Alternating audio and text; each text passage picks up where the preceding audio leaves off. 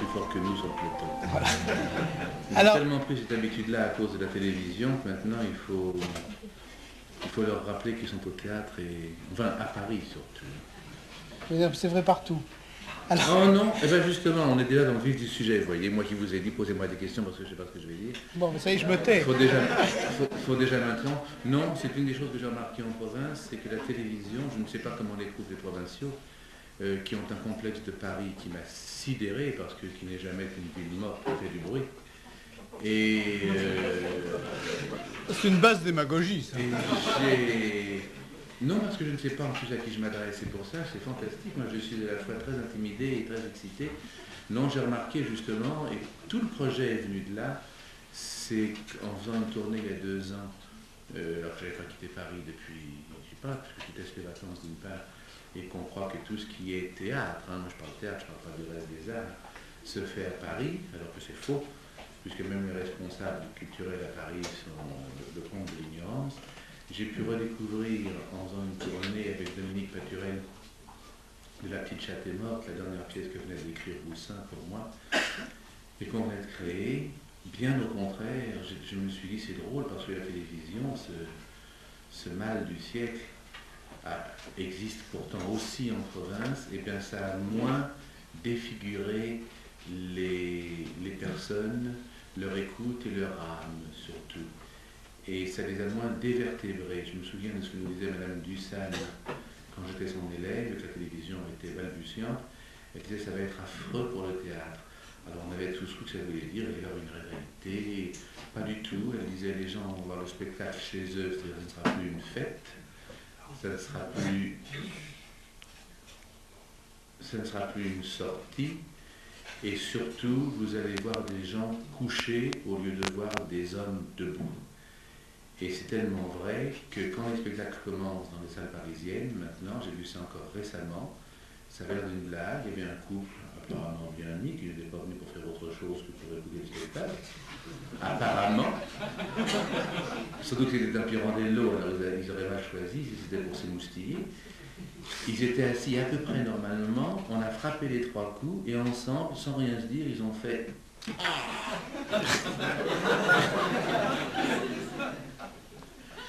Et puis alors les réflexions qui se font avoir vont aussi plus fort que nous, ce qui a permis un soir à ce monsieur qui vient de me le rappeler. J'étais au téléphone, je jouais un médecin dans la pièce de Guitry. Il y a une femme qui elle toussait, c'est la pauvre femme, elle pouvait être malade, enfin elle a un peu soigné chez elle. Mais elle commentait c'est tout. Si bien que je me suis surpris du téléphone, je lui ai dit par ça que je vous demande, cessez de me raconter pourquoi vous toussez, soignez-vous, prenez du Lefond, c'est très bon pour la gorge, ça. Et le public s'est quand même rendu compte que c'était pas dans la pièce. Quoi, les gens sont venus me dire après, mais ça c'était pas tout à fait Guitry quand même. Non, pour vous dire c'est vrai, puis on reviendra quand même au commencement, c'est que j'ai été sidéré, c'est ce qui m'a donné envie. Je vais vous paraître quelquefois un petit peu partial ou excessif, mais comme je me sens en confiance et que je ne veux rien faire d'autre que d'être moi-même, vous me prendrez comme je suis avec mes défauts et mes qualités. Je ne suis pas caractériel comme on dit souvent, je suis assez brutal et je n'aime pas prendre de gants. Et j'ai pris Paris en horreur. D'abord parce que je trouve qu'il faut être vraiment héroïque ou innocent pour ne pas se rendre compte qu'on est empoisonné tous les jours. Ne pas avoir une affiche sans avoir une faute d'orthographe, c'est quand même assez grave quand on prétend éduquer les jeunes, ce qui est avant tout mon métier. Avoir affaire, puisque j'étais inspecteur de la ville de Paris pour tous les conservatoires municipaux dramatiques, j'ai d'ailleurs démissionné cette année, avoir comme responsable au-dessus de soi une mère adjointe qui vous demande qui vous jouez,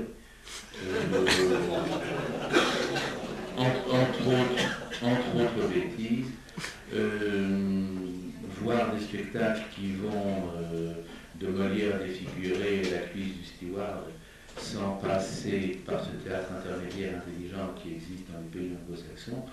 On ne peut plus rien faire sans subvention, ce qui est la ruine du théâtre, parce que c'est faux.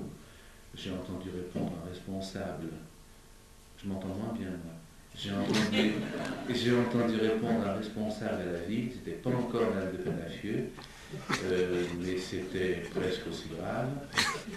Lorsque Jean Valère et Simone de Sally, dont on pense ce qu'on veut, Mais oui, on les appelle comme ça.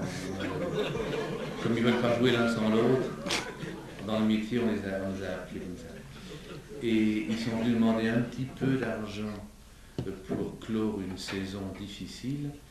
Et ils sont entendus répondre par l'adjoint à la culture, mais c'est drôle que vous veniez nous demander de l'argent parce que vous êtes des professionnels, vous.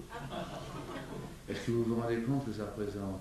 Autrement dit, si vous êtes des amateurs, que vous n'y connaissez rien, on va vous trouver un lieu un peu dégueulasse, qu'on va transformer en théâtre, ça amusera certains jeunes. Alors là, la démagogie. Alors, puis on dira que c'est populaire, comme ça, on donnera un peu d'argent, puis ça fera quelques voix électorales.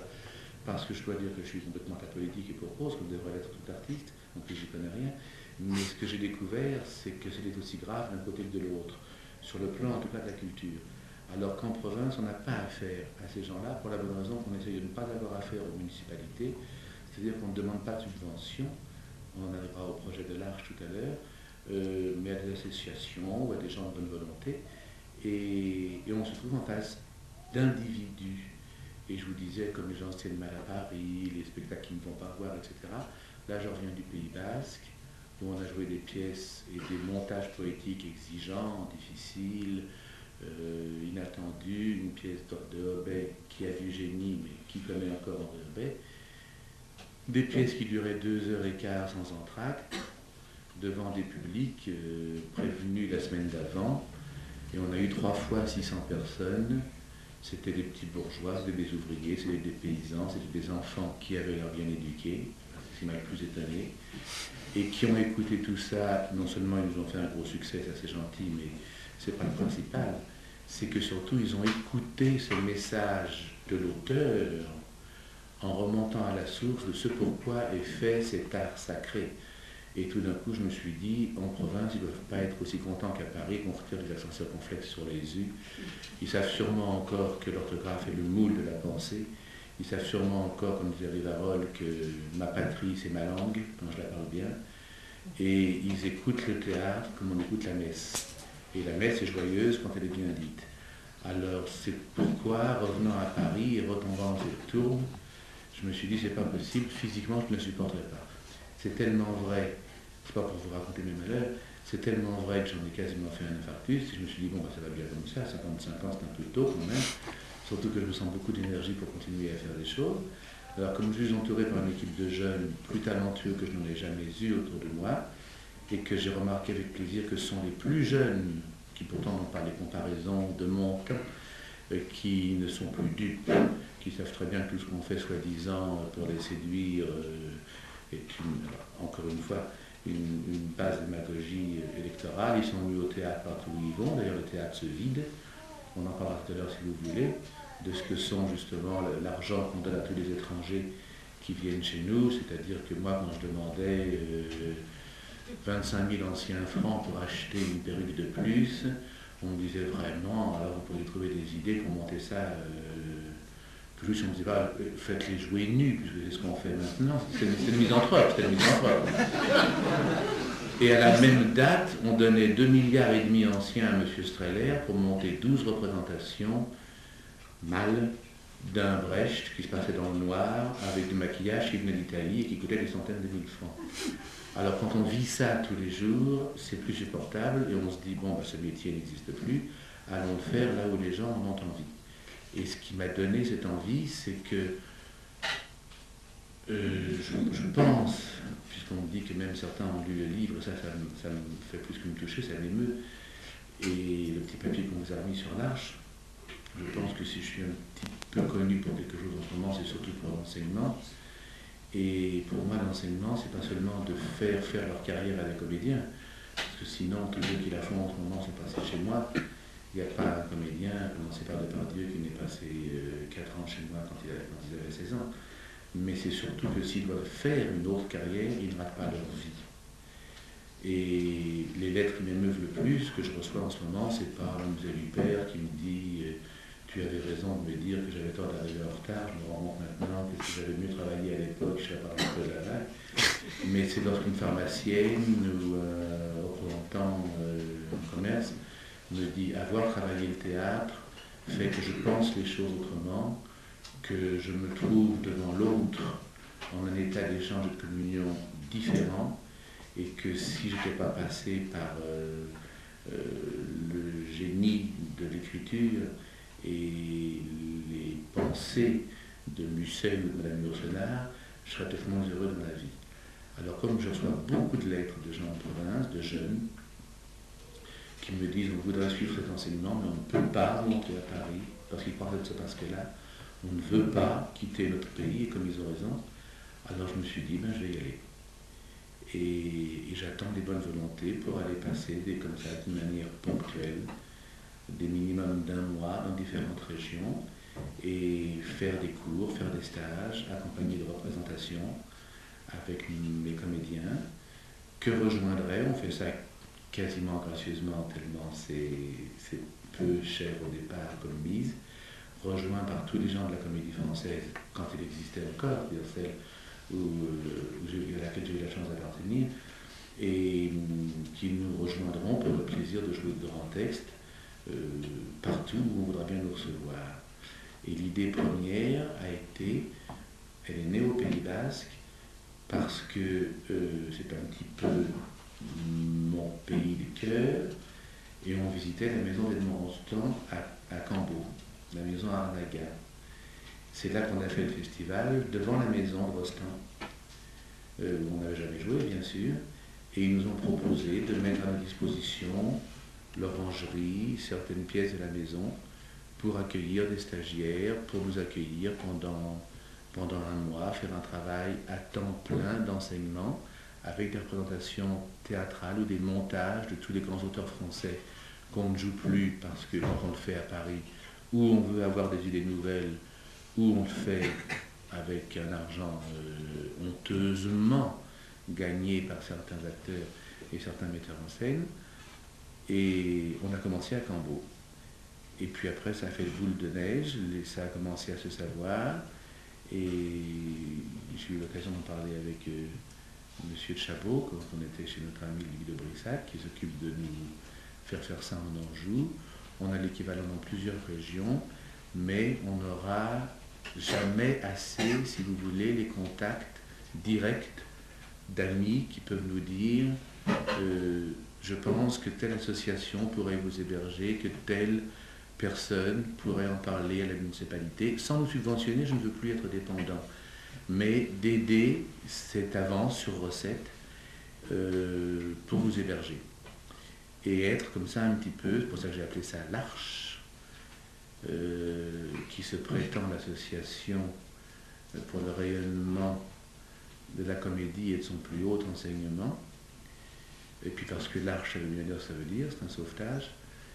Et c'est le hasard qui nous a fait jouer Noé de Robet cet été au Pays Basque, et des poétiques, et je vous assure que c'est vraiment très émouvant quand on voit qu'à Paris, quand les provinciaux viennent à Paris, ils nous disent mais qu'est-ce qu'on peut aller voir? Il y a 201 salles écrites dans Pariscope, et il y a 3 spectacles professionnels, ou une vedette entourée de ringards, ou quelques bons comédiens autour d'une fausse vedette, avec des places à prix d'or, etc. Bon. Alors on est un peu honteux, si bien que je leur dis, moi les meilleurs spectacles depuis des années, je les vois à mon cours, où des jeunes comédiens professionnels montent entre eux, aussi bien Chanteclair de Rostand que des poétiques sur Brasillac ou Cocteau, enfin les initiés de préférence, et où tout d'un coup le texte se suffit à lui-même, et où on en revient à la fameuse parole de Copeau, qu'est-ce que c'est que le théâtre? Un plateau nu, 2 acteurs et une passion. Et je pense qu'on n'a pas besoin de dépenser des milliards dans des décors qui obstruent les imaginations, qui encombrent les mémoires. Et c'est un projet ambitieux, mais en même temps tout simple. Et partout où il a plu à cause de son originalité, mais de sa simplicité. C'est tellement simple que personne n'a songé à le faire. Et c'est là que j'étais un peu flatté, c'est que des gens m'ont dit, comme Philippe de Villiers, qui me dit « Ah, mais vous venez toute l'année en Vendée ». Je lui dis « Non, c'est pas que j'aime pas la Vendée, mais moi, ce qui me fait plaisir, c'est d'être un petit peu partout, de garder des attaches à Paris, et puis d'être itinérant, comme ça, dans différentes provinces, et retrouver ce que je dis dans le petit texte qu'on vous a remis, des émotions après un récital Francis Jam, en plein Limousin, petite grange au haut d'une colline, sans place, et où je me disais, mais qui va venir? Mais on va se trouver 30, qui va venir, d'où? Bon. Et puis on a vu à partir de 8h30 des petits mignons arriver comme ça, de la route de Brive, des campagnes des environs. Tout ça montait à pied, ils avaient laissé leur voiture en bas. On a refusé du monde, on dirait sur 100 places, c'est pas énorme, mais il y a beaucoup de théâtres à Paris qui aimeraient faire 100 places le soir. Et le récital Francis Jam, je me suis dit, mais alors ça va leur passer au-dessus du chignon, ça va être... parce qu'il n'y a rien de plus dur que Francis Jam, bon, c'est le plus pur de nos poètes depuis La Fontaine. Et j'ai reçu quelques jours après la lunette d'une jeune fille de 15 ans, avec qui je continue d'avoir des relations, qui m'a envoyé une cassette, qui veut faire du théâtre, etc. Et elle m'a dit, je n'aimais pas la poésie, je viens d'en entendre, et vous avez donné un sens à ma vie. Et je crois qu'on est suffisamment payé par autre chose comme celle-là pour essayer de faire ça, au lieu de se battre à Paris contre des, je le répète, des responsables cuistres, ignorants, vandales du répertoire, qui ne s'intéressent pas à ce qu'on fait, qui dès qu'on réussit n'ont qu'une envie, c'est d'aller chercher ailleurs. Alors voilà, en gros, dans le désordre, comme ça, d'entrée de jeu. En fait, c'est vous qui aviez raison. Il me dit, qu'est-ce que vous allez dire? Mais je dis rien, je sais pas.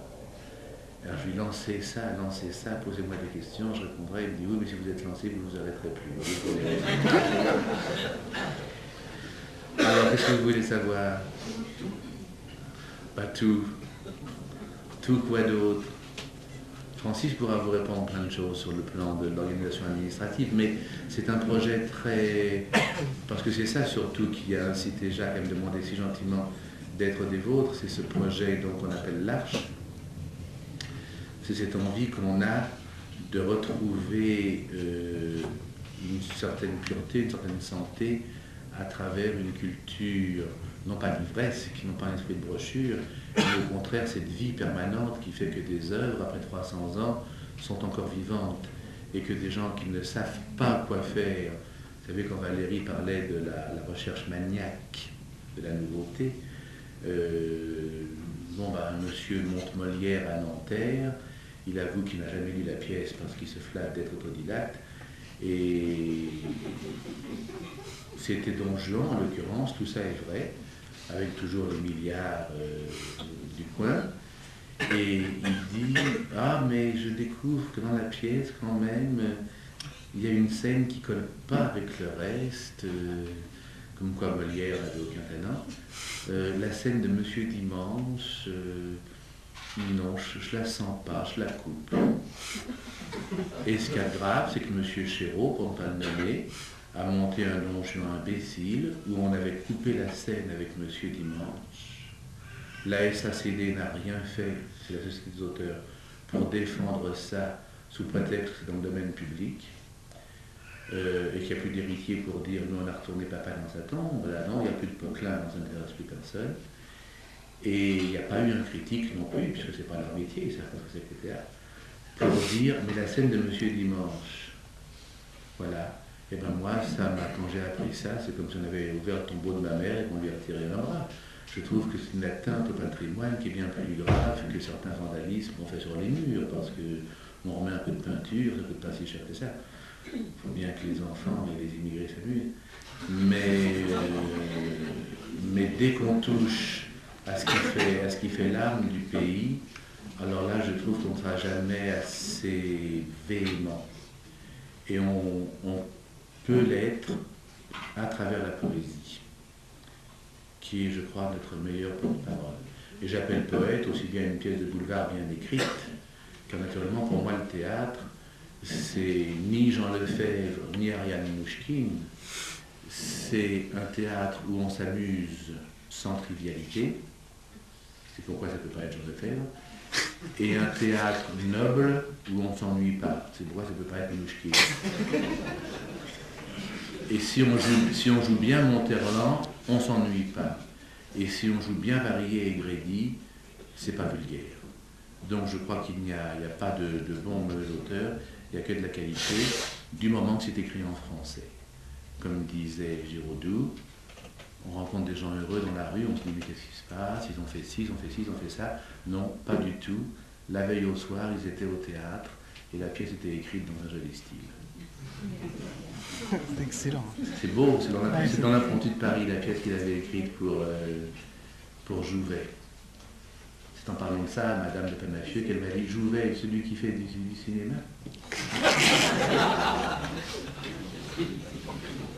Maire adjoint de la culture, vous voyez pourquoi j'aime mieux un petit village entre Collonges-la-Rouge et Turenne.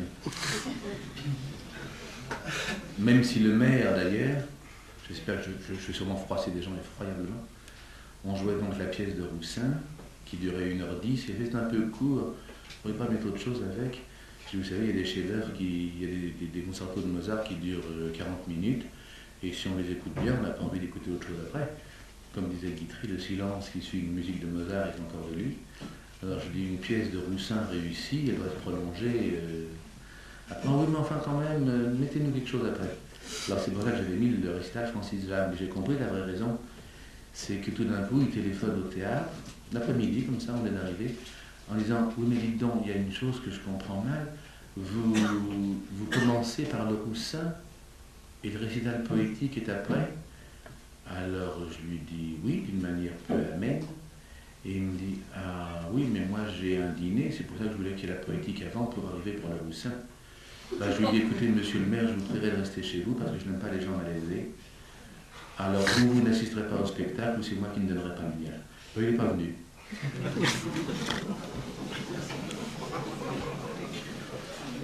Voilà. Parlez-moi un peu, sans ça j'ai l'impression d'être... Est-ce que vous êtes déjà allé dans quelques villes? Est-ce que ce projet a déjà été mis en place dans une ville? Oui, il a pris, oui exactement, il a pris naissance à Cambo. Je veux dire par là, est-ce que c'est vous qui êtes allé à Cambo, mais vous avez été appelé à Cambo et par qui et comment? Alors en l'occurrence, pour répondre à cette question très précise, c'est pourquoi je vous dis que ça se fait par amitié. Amitié, poésie que le vulgaire ignore, comme disait Musset. Un matin à mon cours qui était encore la classe, parce que pour tout vous dire, c'est Pierre Dux qui, pareil, pour des raisons purement politiques, avait été giscardien quand il fallait que ce soit Giscard, il était devenu chiracien quand il avait besoin d'argent. Et il m'emmène un jour voir Chirac, c'est comme ça que j'ai connu les époux, que j'ai vu qu'heureusement qu'il avait cette femme-là, parce que sans ça irait déjà plus mal depuis plus longtemps. Et pourtant, ils n'avaient pas leurs ennuis avec leur fille, les pauvres, qui est la seule chose qui excuse qu'il soit devenu ce zombie. Et ils m'ont donc présenté à eux, et il m'a proposé, Chirac et Dux m'ont proposé, ils m'ont dit, il y a une chose, on voudrait faire beaucoup pour la culture. Je dis, bah, vous ne sauriez faire mieux. C'est le véhicule le plus important pour un pays. Et c'est ce qui contient tout le reste, puisque sur scène, on ment. Mais, comme dit Pirandello, on joue à jouer pour de vrai. Comme disait Fernand Ledoux, le comédien est un menteur, j'essaie d'être le meilleur menteur possible. Autrement dit, je ne suis pas sincère, mais je suis vrai. Tandis que dès qu'on fait de la politique, forcément, on se ment à soi-même. Et alors je leur ai dit, ben, c'est très bien, il faut absolument créer des choses pour l'art dramatique, parce qu'il y avait dans tous les arrondissements de Paris, il y a toujours, je pense qu'il y a un minimum de Parisiens parmi vous, d'après ce que j'ai compris. Il y a dans tous les arrondissements, vous le savez, alors ça c'est à... je ne plaisantais pas d'ailleurs tout à l'heure, mais là encore moins, ça c'est à mettre à l'actif du maire, surtout quand il avait à ses côtés Pierre Basse à la culture, qui lui a fait beaucoup. Il y a dans chaque arrondissement... Et Bernard Billot à son cabinet. Ah! Alors ça, si vous me branchez sur Bernard, ça va durer 3 semaines, c'est le grand homme de France. Bernard c'est un homme, il faudrait qu'il soit tout. Bernard Billot est l'ancien directeur de cabinet de... Je l'ai connu, lui, par Madame Louise Waes, qui avait écrit une pièce les dernières années de sa vie, sur une idée superbe qui s'appelait Simaringen, ou les potentats du néant. Elle avait connu ça très bien, parce que vous savez que Louise Weiss a vécu jusqu'à 92 ans. C'est un personnage aussi intelligent que courageux. Elle avait été la maîtresse de Briand, ça ne me rajeunit pas. Et elle avait connu personnellement, j'ai lu chez elle des lettres sublimes adressées à elle personnellement, aussi bien par Hirohito, par Trotsky. Elle avait fait le monde entier. Enfin, c'était vraiment, on avait quand même deux vendeurs, c'était les deux grandes exploratrices du monde et de l'esprit. Et elle m'avait fait parler de Bernard Biot, qu'elle adorait, à l'époque où Bernard était directeur de cabinet de M. Chirac. C'est d'ailleurs les quelques années où ça a si bien marché grâce à Biot. Puis quand on a vu qu'il était un homme intègre, on l'a remplacé. Mais, et malheureusement, on essaye de le dire en plaisantant, mais c'est la vérité vraie, la vérité quotidienne de ce qu'on a à subir. Et je me trouvais donc dans le bureau pour la première fois d'un homme politique. Ça ne m'a pas impressionné parce que je me suis tout de suite trouvé devant quelqu'un, d'abord qui n'avait pas l'impression, parce qu'il avait un fauteuil sous lui, qu'il était quelqu'un. Il aurait pu donc n'avoir qu'un titre, mais il se trouve qu'en plus il était un individu. Et sa première réaction quand je suis entré, il me dit: Monsieur, je vous admire depuis toujours parce que c'est vous qui avez eu le courage de remonter la reine de Césarée de Brasillac, qui est encore plus belle que la Bérénice de Racine, et il m'en a lu des passages entiers. Alors je me suis dit, cet homme-là, il faudrait qu'il soit ministre de la Culture. J'ai donc vu les Chirac, c'était pas encore la mode des petits déjeuners, mais enfin c'est ce qu'on a quand même fait. Et ils m'ont demandé de bien vouloir accepter le poste d'inspecteur de l'art dramatique pour le Conservatoire de Paris, qui était créé depuis des années, mais qui était surtout réservé à la musique. Et il y avait un inspecteur, un homme merveilleux, qui s'appelle Pierre Ancelin, qui est un grand musicien, qui avait été placé là par Landowski et par Henri Sauguet, surtout, ce qui est plus flatteur. Et on lui avait demandé donc de s'occuper de l'art dramatique et de la danse. Et puis on s'est rendu compte que l'art dramatique et la danse étaient considérés comme des parents pauvres, et que c'était surtout des conservateurs de musique. Alors il a demandé qu'on élise deux inspecteurs, pour que ça échappe à quelqu'un de l'ENA qui aurait accepté le poste et qui n'aurait rien connu. Je ne sais pas s'il aurait accepté le poste, parce que c'était quasiment bénévole. Mais je me suis donc dit, faisons ça, puisque je m'y connais un peu mieux que d'autres. Et ça m'a pris beaucoup de temps, beaucoup de ma vie. J'en ai démissionné cette année, mais j'ai donc eu pendant plusieurs années cette responsabilité d'inspecter tous les conservatoires d'arrondissement, d'y nommer des professeurs d'art dramatique. Et c'est pour ça que l'enseignement prodigué dans les conservatoires d'arrondissement à Paris, pour des débutants, et des gens qui ne veulent peut-être pas faire ce métier-là, vous voyez, est d'une grande qualité, c'est vrai. Ils ont construit un conservatoire presque par arrondissement. Il n'y en a plus qu'un à terminer. C'est vrai que là, il y a eu une grosse partie du budget avant Madame de Pinfieux qui a été consacrée à ces conservatoires. Et Dux m'a donné une très bonne idée. Il m'a dit, mais si vous voulez que ça se concrétise, comme le conservatoire national était déjà un pourrissoir, il m'a dit, il faut donc que ce qu'on vous demande de faire pour la ville remplace ce qui n'existe plus au niveau de l'État, puisque j'avais été professeur au conservatoire d'art dramatique de l'État, et quand j'ai vu que ça n'était qu'une école de drogue, de scatologie et d'approche du gauchisme, j'avais donné ma démission. J'ai passé ma vie à donner ma démission. Ce qui fait que je n'ai pas été nommé à l'époque administrateur de la Comédie Française, parce que M. Giscard, qui flirtait avec la gauche, avait dit « Ah non, on aurait vraiment l'air de nommer quelqu'un de notre côté. » Ah, je pourrais vous en raconter beaucoup comme ça. J'ai pas tout mis dans le premier livre pour qu'il y en ait un second. Et Dux m'a donné comme idée merveilleuse, effectivement. Il m'a dit, mais n'acceptez ce poste, puisqu'en plus c'était gracieux, qu'en demandant la création d'une école supérieure. C'est-à-dire que comme ça, tous les élèves, et c'est ce qui se passe, c'est le poste dont je viens de démissionner, tous les élèves des conservatoires d'arrondissement passaient donc, d'après un cursus que j'avais établi, des examens trimestriels, ce qui me permettait de les juger en même temps que le travail des professeurs sur eux, et de renvoyer des professeurs au fur et à mesure qu'ils paraissaient démérités. Et il y avait tous les ans un concours d'entrée à une classe supérieure qui était en fait la dernière année du cycle. de ces conservatoires-là. Et c'est là donc que je travaillais, j'en étais le directeur, professeur unique, en plus de mon cours privé. C'est pour ça que je pouvais difficilement quitter Paris, je devais refuser beaucoup de tournages de films ou autres, de faire les films pour lesquels Noiret n'était pas libre. Et vous voyez que je peux être humble aussi. Et un matin, on avait une très belle salle dans le Forum des Halles, malheureusement, mais enfin, une fois qu'on était descendu, on pouvait imaginer qu'on était ailleurs. Une très belle salle, un très beau plateau, et on consacrait le samedi matin à un travail fait par les élèves. C'est-à-dire que c'était, je dis élèves, mais ce sont des comédiens, en fait.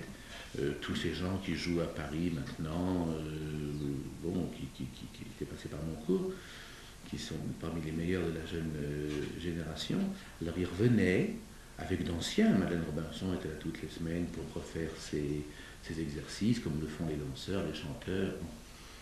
Et ils montaient des pièces entre eux. Alors je vous dis, des petits montages poétiques, ou des pièces de Vigny, ou des pièces de Musset de tout le monde. Et un jour, il y en a un qui a eu rien moins que l'ambition de dire « Je vous ai monté Chanteclair ». Ah bon, 76 rôles, c'est beaucoup. Il me dit « Oui, on joue ça à 33 », parce qu'il y a des rôles qui peuvent se jumeler comme ça. Ils m'ont présenté une chose, un travail, la scansion, la réaccentuation, la respiration, le rythme était parfait, le style, le lyrisme de Rostand s'accompagnant de son humour d'avant-garde, puisqu'il est encore presque précieux par le choix des mots. Ce qu'on a cru être de la bimbeloterie est en fait l'invention de la fantaisie d'un de nos plus grands auteurs, bien plus grand que Hugo. Ils m'ont donné cette pièce, j'en étais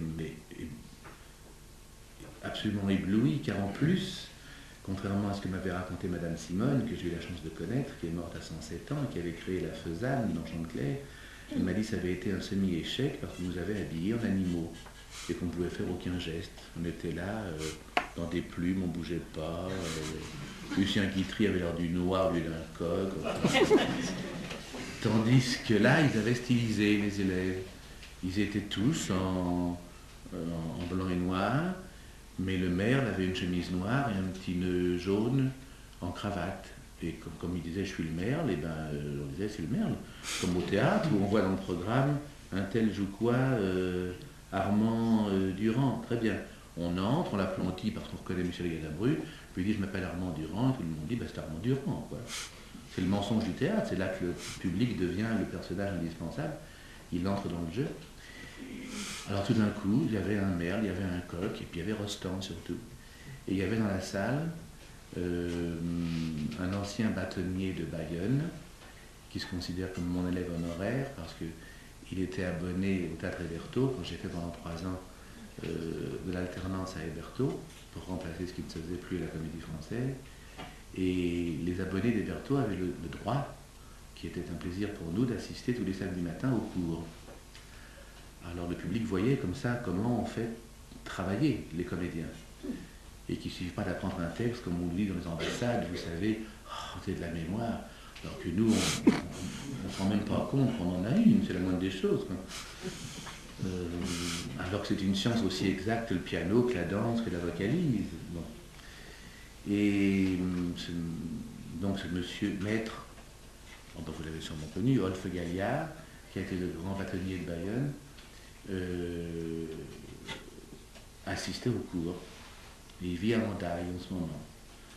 Il pleurait de bonheur, comme on peut pleurer de beauté, et il me téléphone 15 jours après de Hendaye en me disant « J'ai vu Madame le maire, puisqu'on dit comme ça, de Cambo, je lui ai raconté ce que j'ai vu, on était en mars. Hein. Alors qu'en général, la pièce à 2 personnages se prépare pendant 1 an pour être sûr qu'un sponsor ou une marque de cigarettes va donner l'autorisation qu'on mette sur l'affiche, qu'on aura payé Madame une telle, tant par jour, etc. Bon, puis on ne monte pas la pièce parce qu'après il n'y a pas assez d'argent. Enfin. Là, ils étaient 33. Ils nous ont dit, si vous acceptez, comme moi j'avais fait toute ma vie, puisque j'ai presque toujours tout fait, en demandant de ne pas être payé, ce qui est plus agréable pour les impôts après. Si vous venez gracieusement, on vous accueille gracieusement, et on met à Arnaga, la villa d'Edmond Rostand, à votre disposition. Et on est venu jouer Chanteclair devant la maison des monstres, avec des petites affichettes sur les arbres, comme ça, vous voyez, par les millions de publicités des colonnes Maurice, on voit des dames avec des bas noirs. Et on a fait 2 soirs de suite, effectivement, les 600 places étaient pleines, devant des gens hurlants. Le second soir, il s'est mis à pleuvoir comme il pleut qu'au Pays Basque. Personne ne bougeait. Alors que cette année, dans le déluge de Noé, on a eu un temps superbe. Alors je faisais ça pour ça. Et c'est là qu'une association, pas les gens de la municipalité, parce que je suis les seuls qui ne se sont pas dérangés, mais une association de gens qui médecins pour handicapés, qui le poissonnier du coin, qui etc., se sont groupés et nous ont demandé qu'on revienne. Et ils ont créé cette année le premier festival de Cambo, où on a fait un montage poétique que j'ai construit avec les principales scènes de Rostand et tous ses poèmes qu'on ne connaît pas surtout. Un récital La Fontaine fait avec ses fables, mais théâtralisé, un des spectacles que Jacques préférait à Héberto. On a créé une pièce qu'un de mes élèves a écrite, parce que travailler le théâtre donne aussi aux acteurs le goût d'en revenir à l'écriture. Alors peut-être qu'on va avoir enfin des auteurs français qui ne s'appellent pas Beckett ou Ionesco. Et on a donc joué Noé, qui est une pièce assez difficile, la vraie pièce populaire, c'est-à-dire où on ne prend pas le public pour des gens à qui il faut tout expliquer parce que vraiment, alors, la France profonde, mais au contraire, l'élite même, c'est-à-dire la noblesse qui est encore plus près de la terre, porteuse, et je vous assure qu'ils ont écouté Noé, cette pièce symbolique, d'une manière bouleversante. Et c'est donc, ils nous ont donc demandé, l'idée est venue de là, ils ont dit mais tous les gens du coin voudraient prendre des cours avec vous. Alors je me suis retourné vers l'homme de l'administration, je lui ai dit ça se fait comment ça? Alors il a mis sur pied un projet merveilleux qui permet d'aller passer en jumelant, si vous voulez, la seule chose que j'ai précisée, c'est un projet modelable à volonté dans le temps, dans l'argent, dans l'espace, dans les lieux, dans les moments de l'année. Il faut un mois minimum. C'est un projet qui consisterait donc, mais qu'on a jumelé avec ce que j'appelle des hauts lieux. C'est-à-dire au lieu de jouer comme on le fait maintenant justement dans des hangars ou là où on est le plus mal assis possible, ça serait l'abbaye de Sénanque, ou ce serait l'abbaye de Sylvanès, ou ce serait la maison d'un grand auteur, pour que cette maison vous apporte son prestige et que nous on apporte un petit peu plus de vie en animant ce lieu, ce qui n'est pas toujours le cas en province. Et on serait 5, c'est-à-dire moi, ce qui a beaucoup étonné Philippe de Villiers, mais vous allez quitter Paris. Et j'ai compris après que lui-même ne pouvait plus y vivre. Je lui ai dit mais comment? Mais c'est mon rêve, mon projet est égoïste au départ. Et on serait donc 5, j'aurais 4 maîtres enseignants, 4 jeunes avec moi, et on ferait pendant un mois, du matin au soir, des cours pour les gens du pays, de tous âges, et même s'ils ne veulent pas en faire leur métier, pour qu'ils voient comment on aborde cet art qui est avant tout une école de vie, une école d'échange, une école de communication, comme nous en parlons tant. Et puis, il y aurait aussi des cours de stagiaires, c'est-à-dire des gens qui auraient un petit passé professionnel, ce qu'avait voulu faire Robert Hossein, mais il n'a pas pu pour d'autres raisons, à Reims, et ce que font les gens quand ils viennent chez moi à Paris, c'est-à-dire des gens qui disent, je ne sais pas si je vais pouvoir vivre plus de 2 ou 3 mois, mais est-ce que vous m'acceptez 2 mois dans votre cours? Et ils viennent prendre un stage de 2 mois.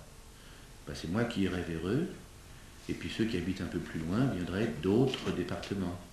Et c'est pour cela qu'il nous faut un endroit, style VVF, ou bon, qui ne serait pas trop loin du lieu de travail, et on pourrait les héberger. Et ça pourrait ne pas être tous les ans le mois de septembre au Pays Basque, tous les ans le mois de juillet aux îles de l'Érins, tous les ans le mois de je ne sais quoi chez Gilles de Robien à Amiens, puisqu'il est très intéressé par le projet. Ça pourrait changer selon les années, selon les demandes. Mais vous vous rendez compte ce que ça créerait comme circulation entre justement toutes ces régions et surtout ce que ça apporterait aux jeunes qui sont sevrés d'une certaine éducation par la démission des parents et par l'inculture de certains enseignants, ce que ça apporterait comme état d'esprit de renouveau. Parce que si c'est pas chez les jeunes que d'un coup on retrouve ce goût, cet amour. Je sais bien que Voltaire disait déjà la décadence est le produit de la satiété du beau et du goût du bizarre, et pourtant il n'avait pas été au Forum des Halles. Et c'est ça qui m'a frappé, c'est que chez les plus jeunes, hein, beaucoup plus ceux de 18 ans que de 27, mais qu'est-ce que c'est que cette affiche, c'est une horreur, mais qu'est-ce que c'est cette chose, c'est mal écrit, mais qu'est-ce que c'est qu'on nous a raconté, là on comprend rien, mais qu'est-ce que cette pièce, c'est une ânerie. Et ils me demandent tous à partir, parce qu'ils étouffent dans cette ville où on croit que tout se passe alors qu'on vit sur un passé complètement démodé, avec des ministres qui inventent des mots pour faire croire qu'ils inventent de l'art, enfin... Bon. Je vous signale au passage que M. Jacques Lang n'a rien trouvé de mieux que d'essayer de s'approprier, alors que c'est municipal et que ça appartient au maire de Versailles, mais comme il mange un peu à tous les râteliers, celui-là aussi, il veut s'approprier pour y faire soi-disant de la musique baroque. Je pense que ça viendra après des meetings entouré de ses amis et de sa femme, le théâtre Montansier. Oh, c'est pas vrai. Oui. Et je le sais parce que Marcel Tassincourt, qui a maintenant plus de 80 ans, doit s'en aller. Francis Perrin a été contacté pour reprendre le théâtre, alors il a dit oui comme il dit oui à tout. Et naturellement, il n'a pas le temps, il n'a pas d'argent. Alors on fait 1 an de travaux en attendant de trouver quelqu'un. Et des gens ont bien voulu dire, parmi ceux qui savent que j'existe encore, oh, ça serait bien comme théâtre, ça, pour Cochet. Et oui, ça serait pas mal, ça. Ça serait pas mal, ça. Et on est compte, ça. Et on a dit, ben oui, mais Jacques Lang est déjà sur le coup, parce que ils ont fait un festival de musique baroque l'année dernière qui a bien marché. Alors, il aimerait bien transformer le théâtre Montansier en théâtre baroque. Alors d'ici que ça devienne une soute à charbon comme le TNP. Alors, jamais assez de gens ne le sortent. Ah, écoutez, c'est pas possible. Il s'est quand même fait construire une piscine dans la région des Boris de Gordes, où c'était interdit à tout le monde jusqu'à présent, et où lui a réussi à le faire. Simplement, on le sait une fois que c'est trop tard. Alors je crois qu'il est bon d'informer les gens avant. J'essaye d'appliquer, vous allez me dire que pour l'instant j'y parviens pas, mais je ne suis pas un saint. J'essaie d'appliquer la phrase que m'avait apprise Cocteau de Lao Tse, quand quelque chose est bon, j'en parle. Comme ça je le mémorise. Quand quelque chose est mauvais, je n'en parle même pas, comme ça je le désactualise. Seulement à force de désactualiser les choses, on laisse la parole à la majorité et aux lâches. Alors je trouve qu'il faut d'abord dénoncer, et puis après, une fois qu'on sait que quelques personnes suffisent pour tenir tête, alors là on n'a plus qu'à s'occuper de ce qu'on aime, et puis les autres font ce qu'ils veulent dans leur laboratoire ou dans leurs asiles. Comment ? Le théâtre Montansier est municipal à Versailles. Bah oui, mais si le maire dit oui, pourquoi pas accueillir ça, c'est dans la vie d'autres. Hein. On a bien détruit l'Ambigu qui était un théâtre classé. Et que M. Malraux a laissé détruire, alors que c'était complètement illégal. Tout est possible à ceux qui détiennent le pouvoir et qui nous annoncent les choses une fois qu'elles sont faites. Il est un régime municipal. Le maire vous recevrait. Il m'a reçu gentiment, et c'est comme ça que je me suis rendu compte qu'il était gentil avec tout le monde. En fait, il n'a aucune autorité réelle, c'est un régime municipal, mais... Oui, en fait, ça fait partie du château de Versailles. Ah bon ? Oui, parce que c'est dans le château de Versailles. Oui. Donc le ministère de la Culture a, c'est vrai, éventuellement son mot à dire. Enfin ça c'est un exemple que je vous donne, ça on tombe dans l'anecdote. Mais enfin c'était pour répondre à votre question. Là en l'occurrence, si vous voulez, on nous a demandé, et en échange on a semi-sollicité. Ben, c'est ce qui se passe partout en ce moment. On parlait de Bernard Dillot. Parmi mes amis de cœur, peut-être quelqu'un que vous n'aimez pas pour d'autres raisons, j'en sais rien. Ah si, ici on l'aime beaucoup. Non, mais là c'est pas de Bernard, j'allais parler. C'est d'une dame qui est si passionnée et si active si intense, si chaleureuse, qu'elle paraît quelquefois dispersée et un peu girouette, mais qui, moi, m'a toujours été d'une fabuleuse fidélité dans les moments où vraiment on a besoin d'un peu de réconfort. Je parle de Madame Saunier CIT, et à peine a-t-elle été au courant de mon projet, qu'elle a immédiatement écrit dans la journée, en lettres manuscrites, parce que je ne vois pas pourquoi des gens de haut niveau écriraient effectivement, il n'y a rien de plus mal élevé à la machine. Elle a écrit à Jacques Blanc, elle a écrit à M. Portafieux, elle a écrit à Gilles de Robiens, c'est à cause de ça qu'il me reçoit. Elle a écrit à Philippe de Villiers qui me téléphonait le lendemain, il m'a dit ah, ça, si non seulement c'est vous, mais si Alice le souhaite, je le reçois tout de suite. Il y a donc des gens tout ça, qui immédiatement ont compris que ce qui n'était plus possible à Paris était encore possible dans des lieux préservés. Parce que Paris, c'est bon, ça le théâtre, hein, bien sûr, toujours, mais alors, on peut aussi parler de l'architecture et du reste, mais ce qui rend le travail impossible, c'est que, au gré des années, il y a eu une politisation qui s'est faite, mais ça, glissons là-dessus, c'était presque fatal. Bon, ça aurait pu, tout le monde aurait pu vivre quand même. Quand Copeau a pris le contre-pied d'Antoine, il admirait Antoine, et simplement il ne voulait pas que le théâtre ne soit que du naturalisme, et il a créé le Vieux Colombier. Bon, bah, c'est un peu ça que je veux faire. C'est au plus fort de sa carrière, qui a été plus grande que la mienne, que Copeau est parti en Bourgogne avec ses copiaux. Et comme par hasard, c'est parce qu'il est parti qu'on est venu lui demander d'être administrateur de la Comédie Française. Que je ne souhaite pas, c'est pas ça que je m'en vais, mais de tout temps, peut-être pas pour moi, de tout temps, puis ils meurent tous, ceux qu'on aime.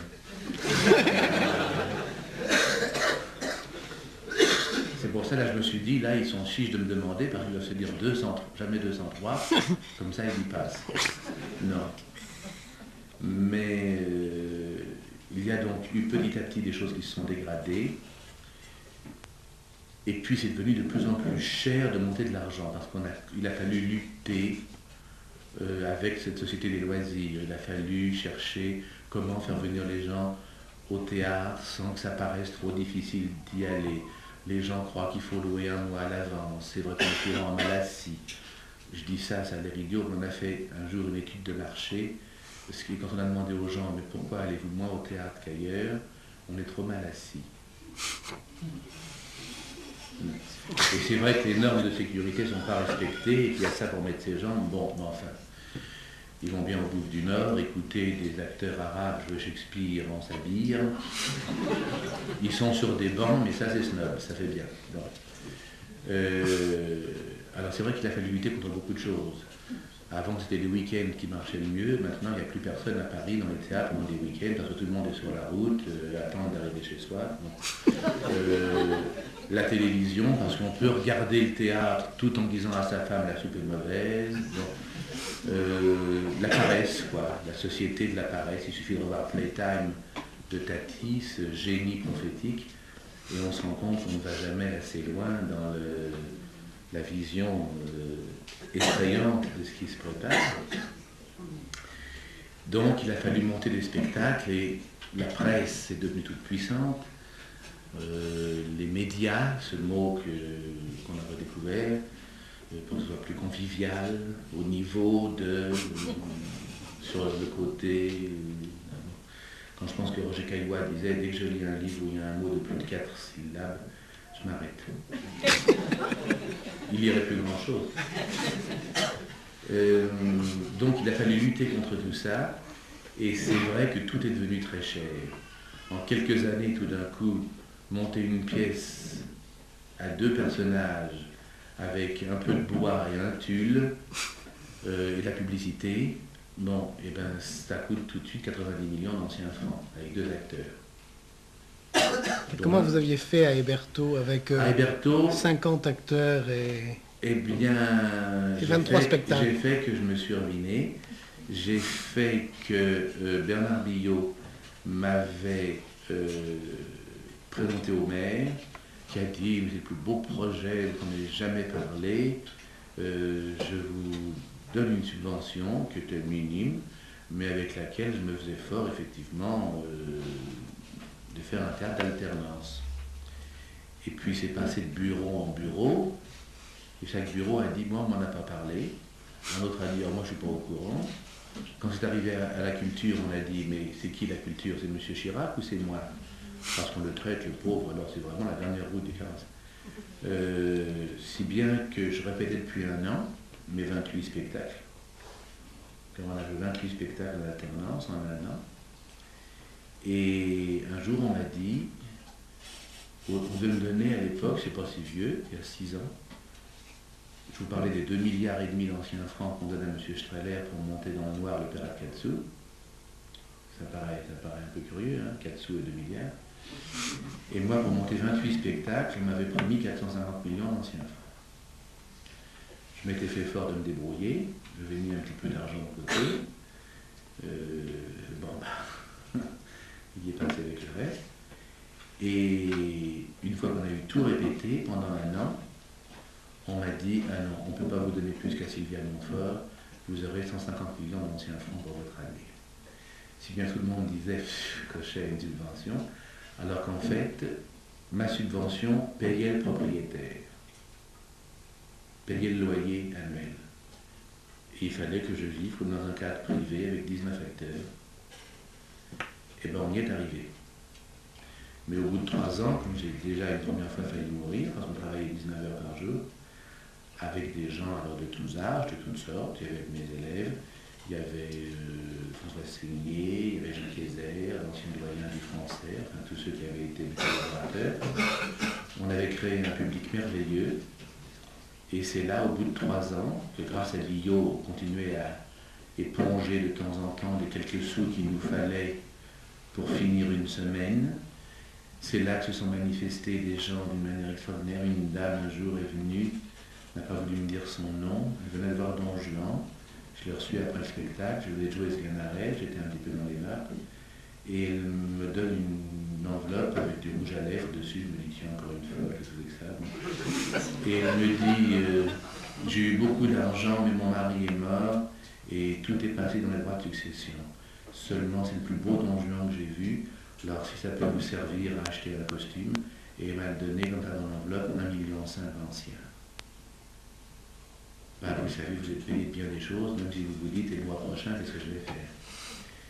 Tout ça quand on présente du Georges Duhamel, du Charles Wildrag, du Supervielle, et pas, comme je le répète, la cuisse du Stewart. Cela dit, ils sont punis parce qu'en dépit de Mme Maillan qui ne tire pas un sourire, ils ne font pas un sou. Ce qui me fait croire que le public, quand même, retrouve un peu de son libre arbitre et ne se laisse plus insulter. Donc je crois qu'il faut revenir aux choses pures, mais il faut passer par la province. Parce que je vous dis, donc à Paris, on ne peut plus monter une pièce sans que le journaliste qui vous téléphone, très désagréablement, qui vous fait l'honneur de vous appeler, vous dit, un peu, vous avez les questions imbéciles à la chancelle, alors Jean Guiton, heureux?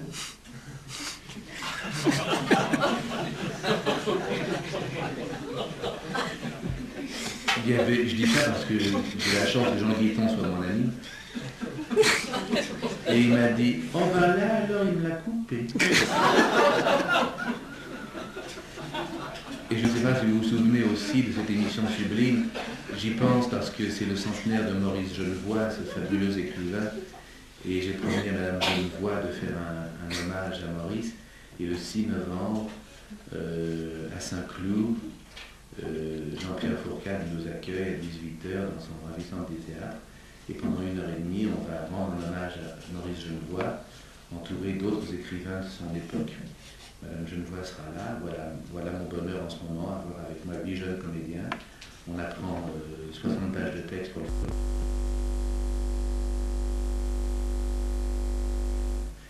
et elle me qui n'avait naturellement jamais lu Genevoix, et qui, à la fin de l'émission, c'était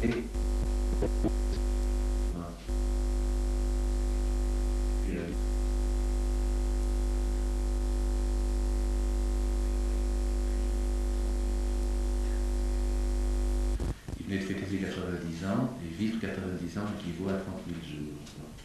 Ce livre qui se termine sur la raconte histoire de l'écureuil, vous savez, qui remet dans son âme, comme ça. Et à la fin de l'émission, il était l'invité de Chancel. Et Chancel lui dit, et alors, Maurice Genevoix, pour vous, à 90 ans, la vie, c'est quoi?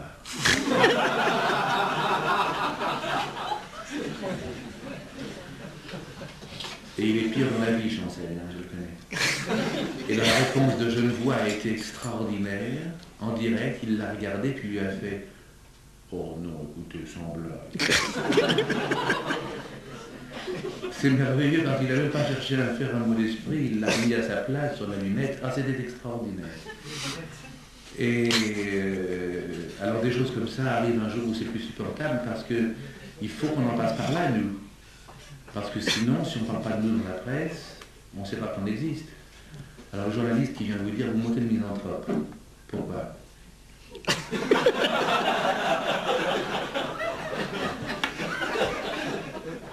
Alors un jour j'ai demandé à Laurine Mazel, je lui ai dit, on vous demande, vous, pourquoi vous jouez Mozart? Ah oui, ça commence.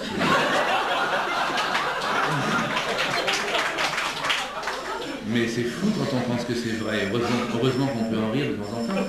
Seulement malheureusement, comme on en rit, on se détend, puis après on se dit bon bah ça passera, mais c'est que ça passe pas. Tout ça pour vous dire que c'est devenu de plus en plus. Alors il faut donc, si on monte le misanthrope, il faut dire parce que je crois avoir compris ce que Molière voulait dire, et ça c'est vrai, ça se passe en ce moment. C'est une triple imposture. Vous allez comprendre pourquoi. Emmanuelle Béard, que j'ai eu la chance, car elle est charmante, et la malchance, car elle est nulle, d'avoir pour élève, et en plus elle me cite, elle. Quand je pense qu'il y en a qui ne veulent pas savoir que vous travaillez avec moi, mais elle le dit tout le temps. Je dois tout à Jean-Laurent, elle ne doit pas mentionner. Enfin, elle me doit autant, puis qu'ils se sont connus chez moi. Et alors, première imposture, elle joue ses guillemets, elle est à peine éliante. Enfin, ça, c'est un détail. Deuxième imposture, vous direz que ça se passe à Nice, c'était la pièce a été montée par Jacques Weber, qui est sot mais qui n'est pas bête, et qui sait donc s'y prendre, et qui a monté le misanthrope. Je pense que vous connaissez tous la pièce. La pièce, donc Coco disait, des rideaux noirs, c'est pour à propos du misanthrope, il dit des rideaux noirs, un paravent et un fauteuil. Et puis un jour, à une répétition, il avait Jouvet comme régisseur. Vous savez, quand Jouvet ne voulait pas faire de théâtre, il n'était que décorateur et régisseur. Et puis un jour, à une répétition, il dit à Valentine Tessier, Coco, ah ça c'est Valentine qui m'a raconté, ça serait quand même, on va peut-être mettre un tabouret quand même. Et Jouvet lui dit, oh mais alors patron, c'est le Châtelet.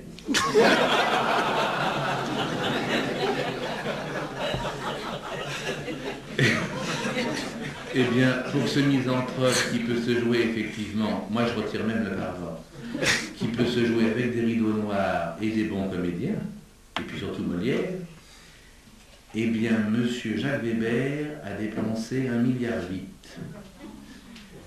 avec l'argent de la municipalité de Nice. Ça explique beaucoup de choses, peut-être. Quoi qu'en ce moment, moi, un homme seul, avec à ses trousses une horde de gens qui ont tous fait pire, par esprit de contradiction, j'ai presque envie de lui mettre un mot à l'Argentine, parce qu'il a fait en faire dans sa région ce qu'aucun de ceux qui l'attaquent n'ont fait dans la leur.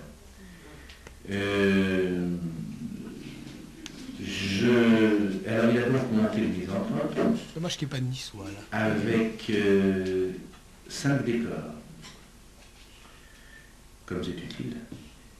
Quand on pense que le bois a centuplé de prix, que le tulle a augmenté de 120%,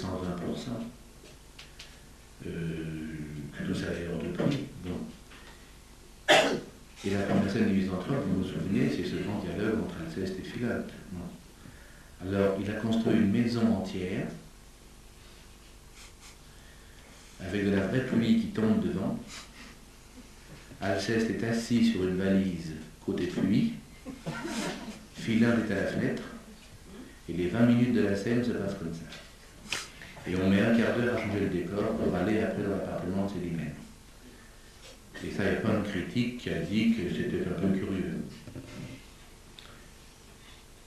Alors, troisième imposture, maintenant que c'est payé par la subvention de Nice, ils viennent le présenter à Paris, à Mogador, si bien que tous les bénéfices vont dans la poche de Jacques Weber.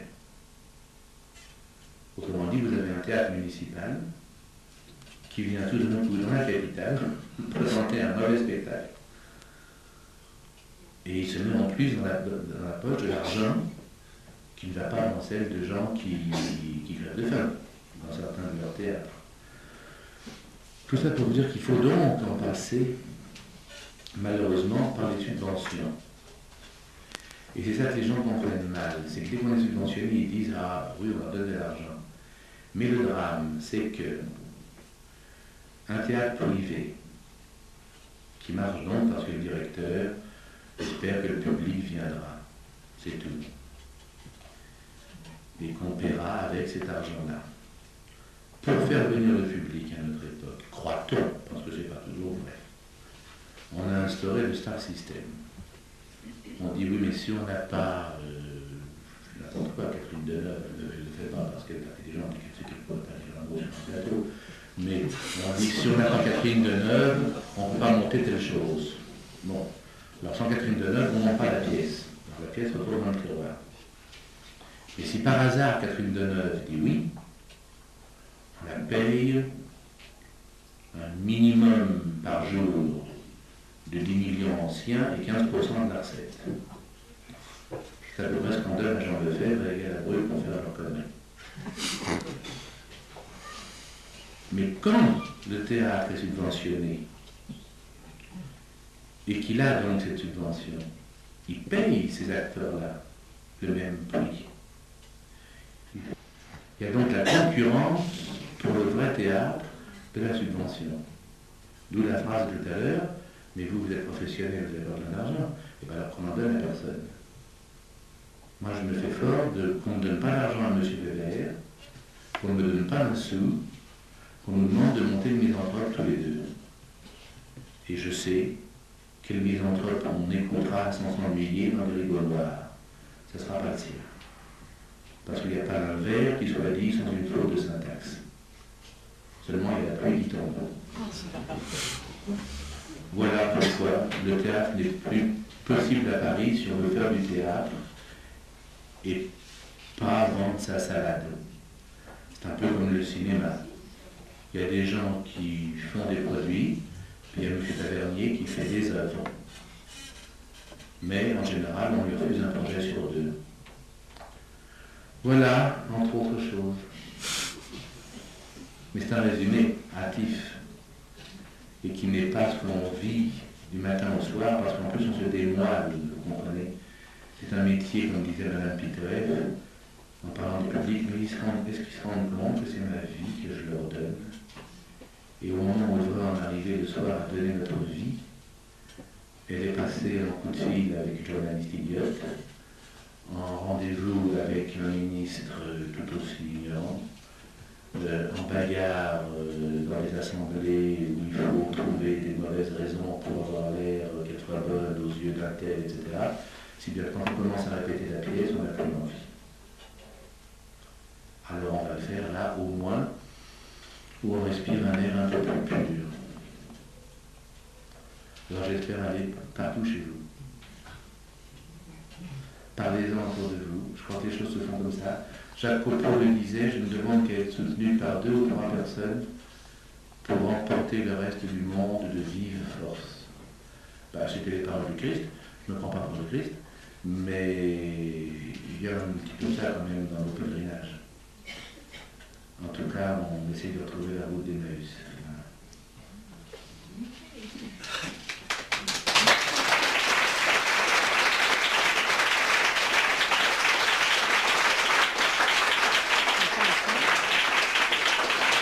5 minutes.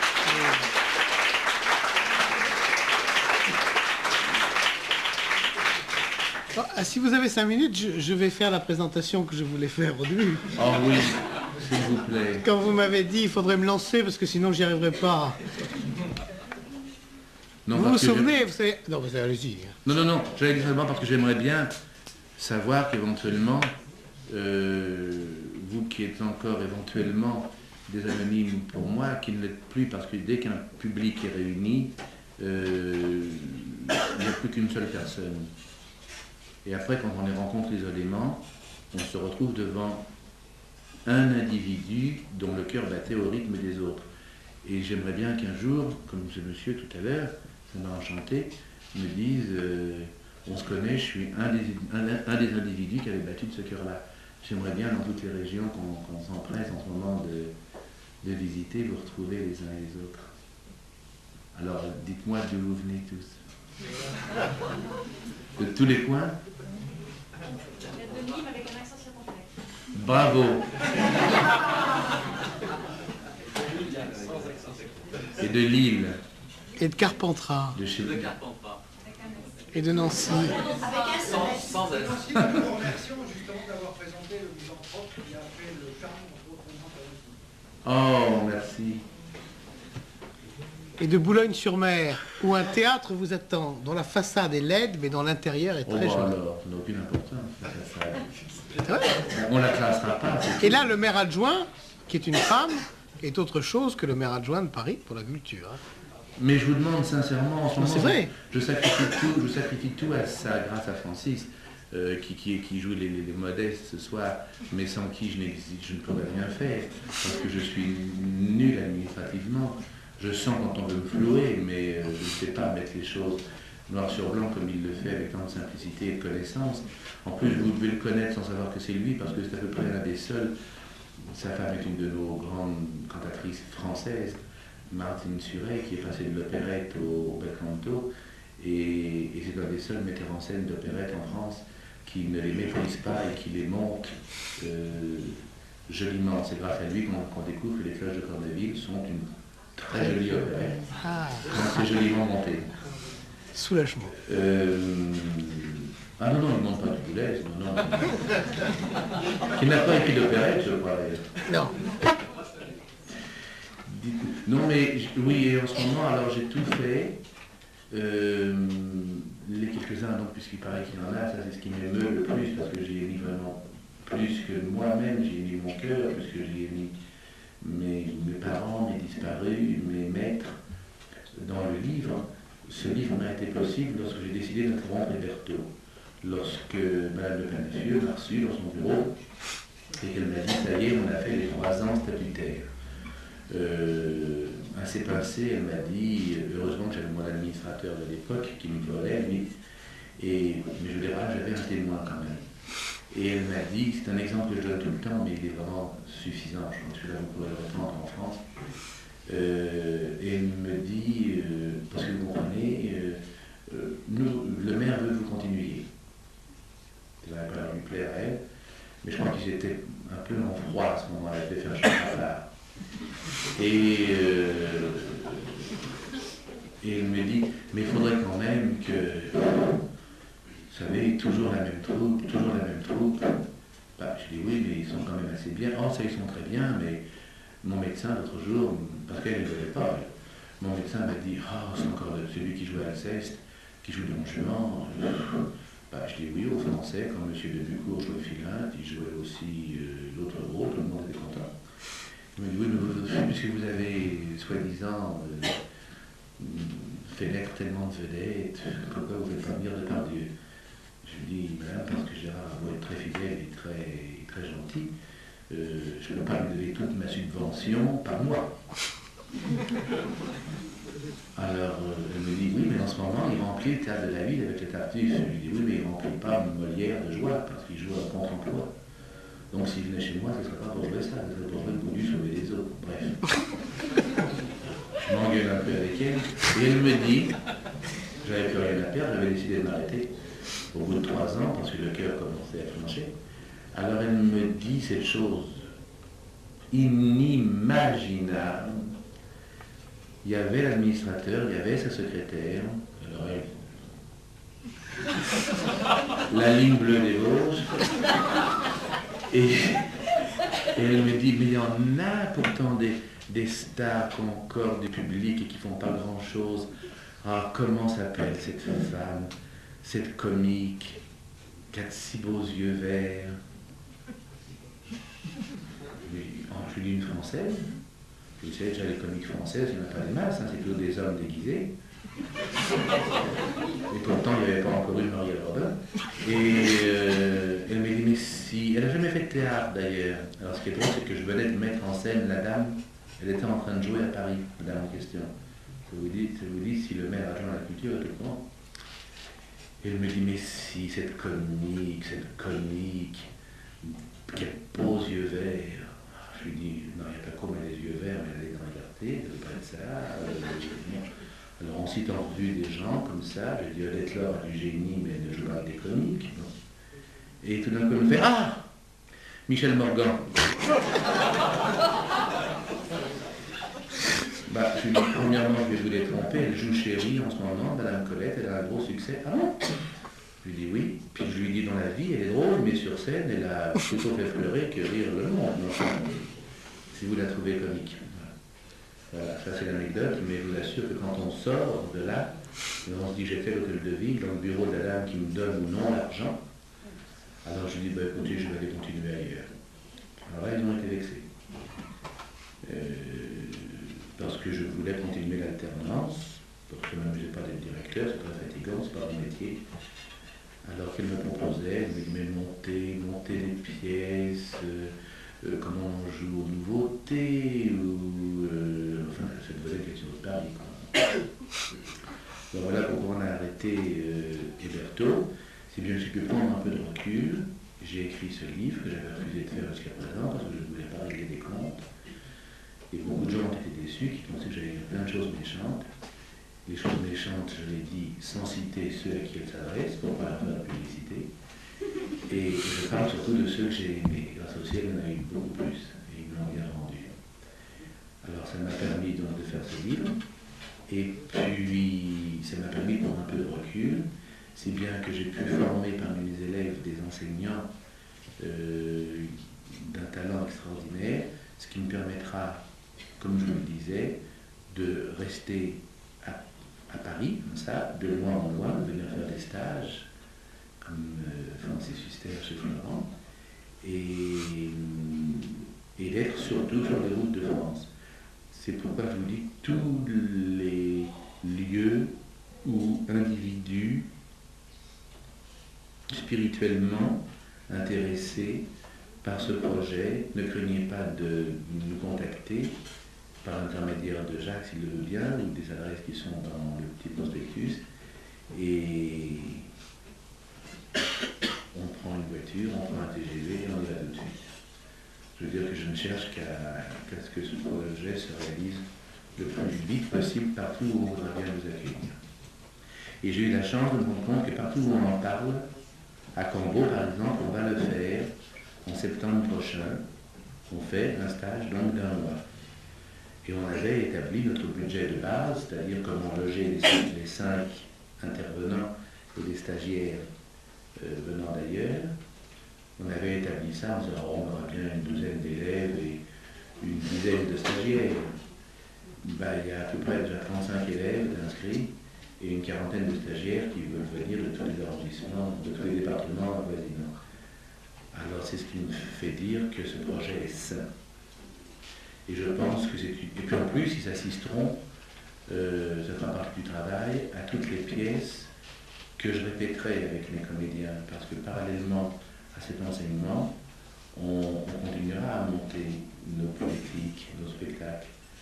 Et ça passionne les gens de voir comment on répète. Et puis après, on les jouera tous les week-ends. Voilà. C'est un projet qui vous paraît intéressant? Eh bien, il ne tient qu'à vous. Voilà. Avec des professeurs comme vous, quelles sont les causes de ce glissement vers le gauchisme que vous avez évoqué tout à l'heure du conservatoire? Parce que je suis tout seul, monsieur, avec Je dis tout seul parce que j'ai été le seul professeur qui avait un cours privé à avoir été nommé au conservatoire. J'avais un cours privé, comme M. Périmoni par exemple, qui est un très bon professeur, il y en a quelques-uns quand même, Mme Ferrand-Feder, etc. Mais vous savez qu'il y a plus de 600 cours à Paris. Ça va d'une vieille dame de 90 ans qui fait travailler dans sa cuisine à 2 petites filles des Frères de la Fontaine, qui l'a oublié, à des jeunes gens de 14 ans et demi qui disent « je ne vois pas Shakespeare comme ça ». Mais c'est vrai, on a dénombré, et parmi ceux qu'on a pu dénombrer, plus de 600. Il n'y a pas de loi qui interdit ça, sinon vous êtes anti-libéral.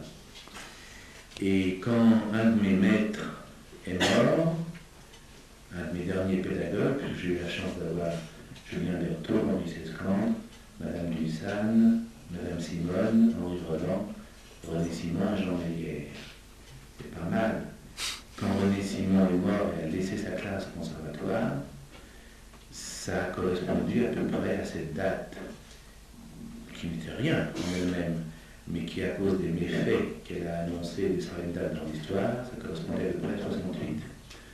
C'est donc le moment où on a nommé directeur au conservatoire un homme de gauche. Et c'est le moment où, pour remplacer René Simon, dont j'étais le candidat quasiment par testament, on a nommé un monsieur, paix à ses cendres, qui n'avait jamais fait de théâtre, qui parlait russe et qui était secrétaire d'Aragon, qui s'appelait Antoine Vitesse. Et puis, il se trouve que tout de suite après, une autre classe a été libre parce que M. Chamara, vous vous souvenez du brave Georges Chamara qu'on voyait dans tous les films, a pris sa retraite. Alors, le directeur, j'ai reposé ma candidature. J'étais jeune, il faut dire que j'étais le plus jeune professeur nommé au conservatoire. Et parce que j'ai commencé ma carrière à 11 ans et donné des cours à 21. Mais parce que depuis 4 ans, j'ai assigné mes parents en disant je vais faire ce métier-là, donc je crois quand même à la vocation. Et j'ai posé ma candidature et le directeur a dit bon, mais alors on va réunir le conseil supérieur. Alors qu'il me met en principe lui tout seul. Et par statut, il peut convoquer un conseil supérieur. Il a convoqué le conseil supérieur, et alors qu'il espérait justement que ça permettrait de me renvoyer chez moi, sauf sa voix, j'ai été nommé l'unanimité. Pour la bonne raison simplement que dans mon cours privé, les élèves du conservatoire venaient travailler et qu'ils avaient tous les premiers prix. Alors, ils venaient tous chez moi, bon. Et puis tout d'un coup, je me suis rendu compte, ça devenait, vous ne pouvez pas savoir, ce que j'ai vu pendant les 4 ans où j'ai resté professeur, c'est pas racontable ça, parce qu'il faut que je vous fasse vraiment un sketch qui durerait 2 heures. Je peux pas. Mais enfin, pour vous donner qu'un seul exemple, parce que c'est quand même plus inadmissible, car on passait de la scatologie à la pornographie, dans un examen où en principe on fasse une fable ou une scène de Racine, bon, on annonce les gens comme ça, c'est un examen devant les professeurs, c'est tout, on donne des notes. Alors j'étais entouré de tous les gauchistes du coin qui se regardent comme ça. Bon. Et puis on nous annonce monsieur, je me souviens de son nom, il avait du talent d'ailleurs ce garçon, car en plus c'est criminel, on tue des gens en disant ça. Monsieur Georges Corafas, il venait de Grèce, c'était un beau gars brun comme ça. Dans Phèdre. Alors, je me dis, bon, il va passer Hippolyte. Non. Il a passé dans une salle qui s'appelle la salle Louis Jouvet. Il a passé Phèdre, le rôle de Phèdre. Tout nu avec un maillot noir transparent. Un manteau de fourrure jeté sur l'épaule, des chaussures comme on en trouve aux girls du paradis latin. Sont arrivées des espèces de femmes échevelées avec des cheveux rouges comme ça, qui étaient censées être les Érigny, que Racine n'avait jamais envisagé, qui ont cassé des bouteilles de vin sur le bord de la Seine. Alors ça commence à devenir dangereux. J'ai des photos de tout ça. Quand grâce au ciel, il y avait un photographe. C'est paru dans le Canard enchaîné. Et je vais utiliser le mot qu'on utilise quand on est chez soi. Hein. On ne dit pas masturber, on se dit se branler.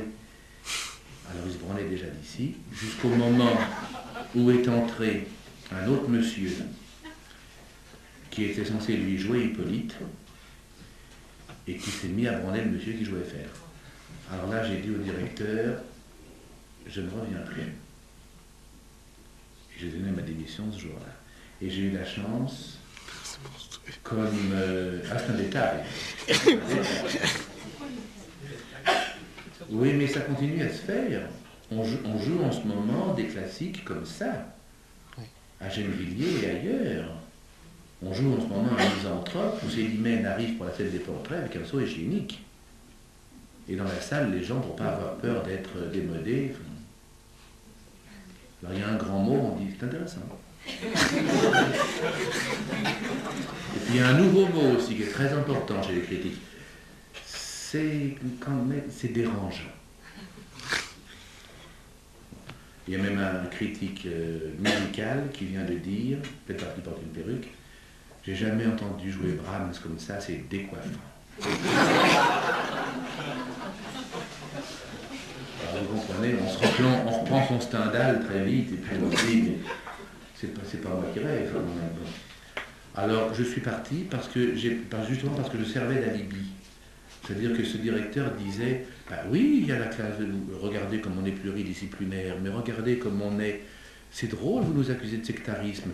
Bien sûr qu'il y a monsieur un tel, bien sûr qu'il y a monsieur un tel, bien sûr qu'il y a monsieur un tel, il en cite 12. Mais il y a la classe de monsieur Cochet. Bah oui, mais moi je ne tenais pas à leur servir de parole. Alors, bah, une démission de plus, qu'est-ce que vous voulez? C'est rien, ça fait qu'on commence sa vie à zéro, comme ça plusieurs fois, ça rajeunit. Oui, mais c'est grave, parce que c'est un conservatoire est mort. Non, le français est une maison qu'on peut sauver en 15 jours. Si on a les pleins pouvoirs, ça, le français, on le remet avec moins d'argent à flot en 15 jours. On envoie toute la troupe, toute la tracteur, et on refait la comédie française. Le conservatoire, non. Il faut 10 ans. Mais ne gardez pas que tout ça un tableau trop noir quand même, puisque c'est pour lutter contre qu'on est là. Non, mais je pense, vous savez, les gens ignorent tellement comment ça se passe, et c'est normal, d'autre part. Hein, c'est ce qu'on dit toujours dans le métier, on n'a pas besoin d'aller voir comment les trois gros font leur cuisine, ni comment nous on se lave les dents. En principe, il faut que le public vienne et se divertisse, au sens le plus noble, divertimento. Hein. C'est pas pour ça que c'est honteux. Parce que le théâtre est devenu un petit peu un lieu de racolage, de meeting. Et surtout, ça ne serait pas grave, ça a toujours existé. Mais c'est surtout qu'ils sont devenus majoritaires par la lâcheté de certains. Car sinon, ils ne sont pas majoritaires. Et si je vous disais, en 68, et après en 75, quand moi j'ai donné ma démission,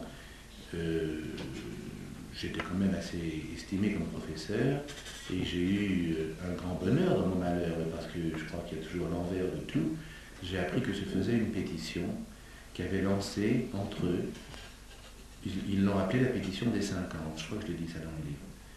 Et je ne le savais pas, c'était comme une espèce de surprise qu'on fait pour un anniversaire. Et les 50, c'était Elia Popesco, Jean-Paul Belmondo, Henri-Georges Clouzot, Madame Simone qui vivait encore, Madeleine Robinson, Louis Seigné, tous ces gens-là ont fait un scandale, sont allés au ministère, ils n'ont pas été reçus. Ils ont été chez Giscard, ils ont été renvoyés.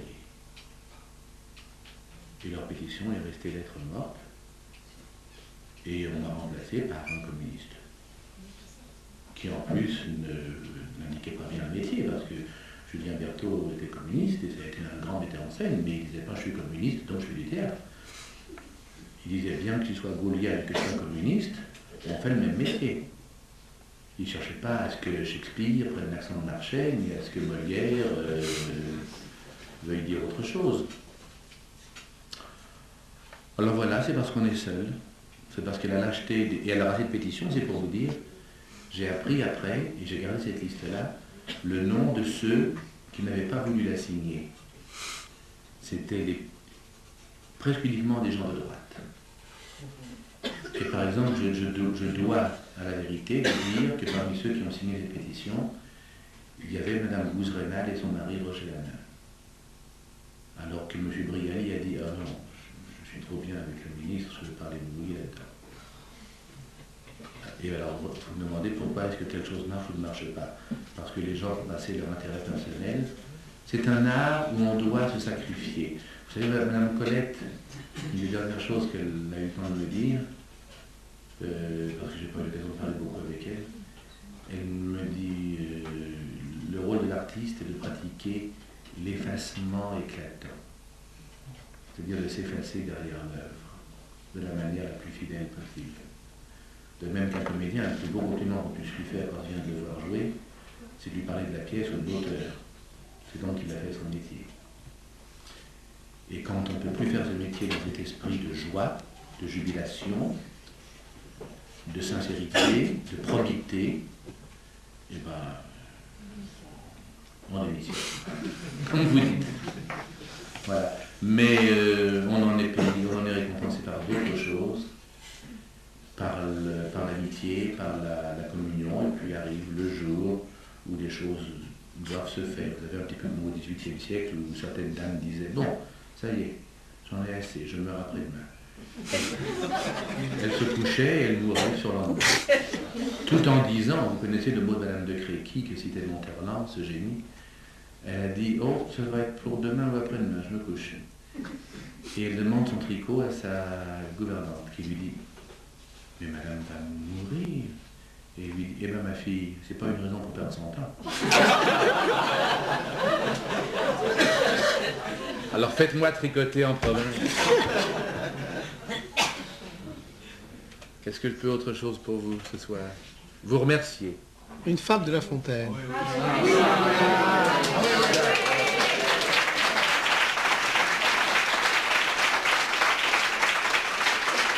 La plus adaptée. Et je peux même pas refuser parce qu'en plus, vous savez ce qu'a fait cet homme-là. Une des dernières fois où on s'est rencontrés, il venait à Hébertot, il venait tout voir. Vous avez été sublime pendant tout ce temps-là. Il nous a aidés, il a été merveilleux. Donc, il nous envoyait du monde comme ça, les poétiques, aller aux poétiques, si bien qu'on les a édités. Vous savez que ça se vend comme des petits pains maintenant à la. Je savais pas parce qu'on les cherchait depuis l'édition. Ça s'appelle Les Cahiers Bleus. Oui. Ils ont réuni les 4 et ça se vend à la librairie, la seule vraie librairie théâtrale de Paris, qui est le Coup de Théâtre, rue des Moulins. Il faut faire pas une provision. Hein. Et ils viennent d'en faire refaire. Et alors je vous signale à tout hasard, pour ceux qui êtes parisiens, le 5 novembre, Madame Aubet dédicacera la plupart des œuvres de son mari, puisqu'elles sont presque toutes rééditées, alors que le théâtre d'André Aubet n'existait quasiment plus. C'est plus beau à voir qu'à lire. C'est difficile à lire parce que c'est presque de la musique. Mais, et alors voilà, cet homme-là que je retrouve dans un endroit de très bonne réputation. C'est pas parce que ça s'appelle le rendez-vous des camionneurs qu'il faut croire que c'est un mauvais lieu. C'est là que souvent Monsieur Jox, le vrai, le père, il habite à côté. Et puis alors il y a des avocats, et puis j'ai habité longtemps au-dessus, alors c'était devenu ma cantine. Comme dit M. Lang de chez Apicius. Et je vois un monsieur comme ça, près de qui on me place. « Ah, Jacques, ah bon. » Et il lisait une ravissante brochure ancienne, reliée en cuir merveilleuse, tout ça. On se met à parler un petit peu, comme ça. Et je lui raconte en gros mon projet. Et je lui dis, je fais le La Fontaine dans quelques jours à Saint-Cloud, hein. C'était ça, je crois. Et il me dit, moi je suis en train de le lire. Alors déjà je me dis ça. Quand on pense qu'on nous raconte que Chirac lit les poètes à l'Assemblée, alors que pas du tout, il a une BD derrière son dos. Quand je lui ai demandé quel est votre poète préféré, il m'a dit quel est White. Oui. Il dit ça à tout le monde, oui. Oui, oui, parce que c'est le seul qui connaît. Autrement dit, il connaît pas grand-chose. Enfin, n'accablons pas.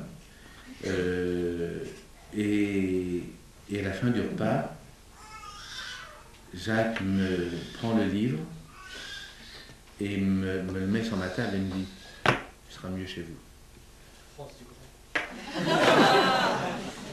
Voilà ce qu'il est capable de faire, cet homme-là. Si bien que maintenant, c'est dans ce livre que je révise mes fables. À ce moment-là, vous me prenez au piège parce que tout le monde croit que je sais tout par cœur, c'est presque vrai. Parce qu'à force de les faire travailler, les élèves se disent « mais c'est pas possible, vous savez, comme dans Mir et Miroska, où on dit s'il y a un truc c'est merveilleux, s'il n'y en a pas c'est encore mieux. Parce qu'ils ne me disent pas une fable que je ne leur souffle quand il y a un trou, parce que je les sais toutes. Et dès que j'en dis une, je commence à vaciller un petit peu. Non, mais je crois qu'il y en a... Qu'est-ce que vous me faites faire? Il y en a une que j'aime beaucoup parce que elles sont toutes divines, elles sont toutes uniques. Et je crois qu'après la Bible, c'est vraiment le livre qu'il faudrait emmener sur une île déserte. Parce qu'il y a tous les styles, il y a tous les thèmes, il n'y a pas une fable qui correspond à une circonstance de la vie. La chose la plus banale, tout d'un coup, si on en prend conscience, on se dit, mais ça, c'est telle moralité de La Fontaine. Ça. Il y a tout, il a traité tous les sujets. Ça va du tragique au burlesque, avec ce style inanalysable, un peu comme Racine.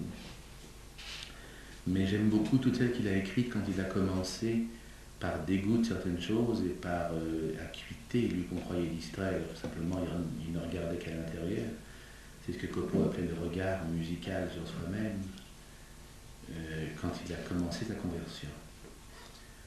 Alors c'est le gland et la citrouille, où il nous dit Dieu fait bien ce qu'il fait. Sans en chercher la preuve dans tout cet univers et l'aller parcourant, dans les citrouilles, je la trouve. Un villageois considérant combien ce fruit est lourd et sa tige menue, à quoi songeait, dit-il, l'auteur de tout cela? Il a vraiment planté cette citrouille-là. Pour ma foi, je l'aurais placée à l'un des chênes que voilà, c'eût été justement sa place. Au lieu de ce gland qui est gros comme au petit doigt. C'est dommage, Caro, que tu n'aies point été au conseil de celui que prêche ton curé, tout en eût été mieux. Cette discussion embarrassant notre homme, on ne dort pas, dit-il, dans un attente d'esprit. Sous un chêne, aussitôt, il va prendre son somme. Un gland tombe. Le nez du dormeur en pâtit. Il s'éveille et, portant la main à son visage, il trouve encore le gland pris au poil du menton. Son nez meurtri l'oblige à changer de langage. Ah, dit-il, je saigne, et que serait-ce donc s'il fût tombé de l'arbre une masse plus lourde, et que ce gland eût été gourde? Dieu ne l'a pas voulu. Sans doute il eut raison. J'en vois bien à présent la cause, en louant Dieu de toutes choses. Garot retourne à la maison.